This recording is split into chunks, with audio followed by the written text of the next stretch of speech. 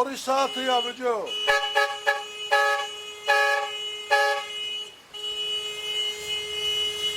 დღეს 14 საათზე ჩატარდა აქცია, რომელმაც პატივი მივაგეთ თბილისში რამოდენიმე დღის ინციდენტის დროს გარდაცვლილი ვალერი ესვანჯიას სოვნას მუნიციპალური ავტობუსები ერთი წუთის განმავლობაში გაჩერებული იყვნენ, რამასაც პარალიზება არ გამოუწვევია ქალაქში.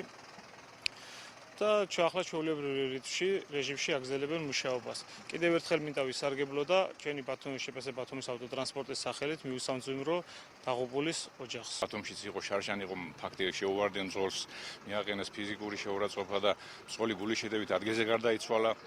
ერთი თვის წინ თავი გაუტეხეს ძოლს დურმიგის შეუვარდნენ მანქანაში, ცემის რამოდენიმე ფაქტები იყო და ჩვენ ძალიან რთულ და საპასუხისმგებლო სამუშაოს ვასრულებთ.